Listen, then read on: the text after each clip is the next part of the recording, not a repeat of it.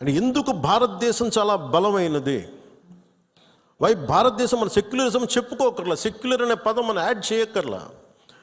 Secular పదం అని add చేయకముందు 70s వీఆర్ సెక్యులర్. సెక్యులరిజం అంటే అపీస్మెంట్ కాదు, అది. వైట్ వాష్లు చేయకండి తప్పులు చేస్తే. సర్ తన్సే జుదా అని చెప్పి అంటే అట్లాగే తుపాకులతో సర్ తన్సే జుదా చేశారు వాళ్ళు, ఉగ్రవాదులు. తల లేదు, పట్టుకుందాం ఆకరణ ఇలా అంటే తల లేదు అక్కడ. మీరు ఊహించుకోగలరు అది. మీరు మాట్లాడే తల లేదు. ఇంత క్రూరంగా చంపేశారు. ఎంత సహనం చూపిస్తాం? తప్పు జరిగినప్పుడు తప్పని చెప్తాం.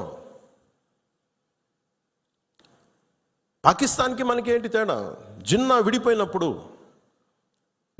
మేము పాకిస్తాన్లో అందరినీ సమానంగా ఆదరిస్తామని చెప్పారు. హిందువులు ఎల్లక్కర్లేదు, ఆదరిస్తామని చెప్పారు.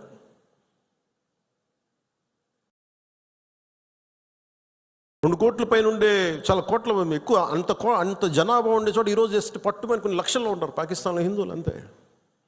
బట్ వేరస్ మన దేశంలో, పాకిస్తాన్లో ఎంత జనాభా ఉందో ముస్లిం జనాభా అంత జనాభా ఇక్కడ ఉంది. That's what India is. అంటే మనం నిజంగా ఈ సోకాల్ సూడో సెక్యులర్ వాదులు చెప్పిన విధానంగానే అయితే నిజంగా అసలు ఇంతమంది ముస్లిం పాపులేషన్ ఉంటుందా? ఇంత వివక్ష చూపించే దేశం అయితే, హిందువులే నిజంగా వివక్ష చూపించే దేశమే అయితే ఇన్ని లక్షల మంది ఉండగలరా? అసలు ఇన్ని కోట్లాది మంది జనం ఉండగలరా? పాకిస్తాన్లో ఎంత ముస్లిం జనాభా ఉందో భారతదేశంలో అంతే ముస్లిం జనాభా ఉందో. దాదాపు అంత వివక్ష హిందువులకి ఎందుకు ఉంటుంది? హిందూస్ అక్కడెక్కడ కొంతమంది నాయకులు ఉన్నారేమో, మనకు తెలీదు. సంఘటనలు జరుగుతూ ఉంటాయి.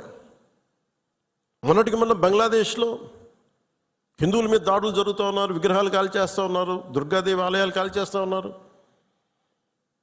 నేను మాట్లాడుతున్నప్పుడు మనకెందుకు సార్ అంటారు, అక్కడి నుంచి శరణార్థులు వచ్చేస్తారు, అప్పుడు ఇక్కడికే వస్తారు. మొత్తం దేశం మొత్తం అప్పుడు మన స్థానికులకు ఉద్యోగాలు పోతాయి, అప్పుడు మీకు ఓకేనా అన్న. ఆ దేశం బాగుంటేనే మనం ఇక్కడ ఉద్యోగాలు మన వాళ్ళకి ఇవ్వగలం. రెండు రాష్ట్రాల మధ్య కూడా, తెలంగాణ కానీ ఆంధ్ర కానీ, ఇక్కడి నుంచి మీరు వచ్చేస్తే మా ఉద్యోగాలు పోతున్నాయనే కదా సెపరేట్ స్టేట్ అయింది. అలాంటిది ఎక్కడ నుంచో శరణార్థులు, వాళ్ళ యుద్ధ పరిస్థితులు బాగలే, వాళ్ళ వాతావరణ పరిస్థితులు బాగలేక మనకు వచ్చేస్తే అది మనకు అదనపు భారం, అది దేశానికి కూడా. అంతేగాని దీంట్లో మన దీంట్లో వివక్ష ఏమి ఉండదు. It's a practicality. Why this country can't afford too much of migration. Already ఇన్ని కోట్ల మంది జనాభా, వీళ్ళకి ఉద్యోగ అవకాశాలు, వీళ్ళకి ఉపాధి అవకాశాలు, వీళ్ళకి విద్యా అవకాశాలు, వీళ్ళకి గృహ అవసరాలు ఇవ్వడమే కష్టం, తప్పన పడాలి. అలాంటిది ఇంకా అదనంగా ఎక్కడి నుంచో వచ్చేసి వేరే దేశాల నుంచి ఎక్కడ తీసుకుంటాం? అది ప్రపంచం అంతా ఇదే సమస్య ఉంది. సో అలాంటి సమయంలో ఇది మనందరి బాధ్యత. ఇది నేషన్ సంబంధించిన సమస్యలు, మన సమస్యలు కూడా. మనం ఎక్కడో కావల్లో కూర్చున్నాం, లేదంటే నెల్లూరులో కూర్చున్నాం, సూలూరుపేటలో కూర్చున్నాం, బిట్రగుంటలో కూర్చున్నాం, లేదంటే ఎక్కడ కూర్చొని మారుమూల గోదావరి జిల్లాలో కూర్చొని కుదరదు. దీని ఇంపాక్ట్ మొత్తం మీద ఉంటుంది. ఇది మనందరి బాధ్యత. ఇది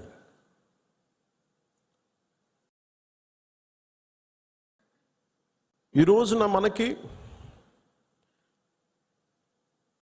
ఒక వాస్తవాన్ని వాస్తవంగా మాట్లాడటం తెలుసుకుందాం.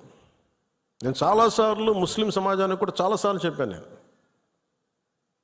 ఎందుకు ఇంత మాట్లాడాల్సి వస్తుంది, ముస్లిం, క్రిస్టియన్, హిందూని ఎందుకు మాట్లాడాల్సి వస్తుందంటే, హిందువులకు ఉన్నది ఒకటే దేశం, ఇంక వేరే దేశం లేదు. ఇక్కడ కూడా హిందువులను టార్గెట్ చేసి చంపితే ఎక్కడికి పారిపోతారు? అంటే నీకు చంపింది 26 మందిని, కానీ దాని ఇంపాక్ట్ కోట్లాది మంది జనాభా, ఆశేష్ మొత్తం భారతదేశం మొత్తం మీద ఉంది. వెళ్ళి మీ ప్రధానమంత్రికి చెప్పుకో, మీ మోడీకి చెప్పుకో. అది మోదీ గారికి చెప్పడం కాదు, అది చంపేసి నన్ను కూడా చంపేయాలన్నాను మసూదన్ గారి భార్య. వెళ్ళి మా బిడ్డలు కూడా చంపేయండి, మీ మోడీకి చెప్పుకోపో. అఫ్ఘనిస్తాన్ ఒకటే చెప్పాలనిపించింది. నువ్వు మోదీని అంటలేదు, ఇక్కడ మా అందరిని అంటున్నావు. ఎందుకంటే ఇలాంటి సమయం, ఎలాంటి క్లిష్టమైన కష్టమైన సమయం కాబట్టి నిత్యం విమర్శించే, మోదీ గారిని విమర్శించే నాయకులు కూడా ఈరోజు ఆయనకు మద్దతు తెలుపుతూ ఉన్నారు. దేశం అంత ఏకతాటిపైకి వచ్చింది.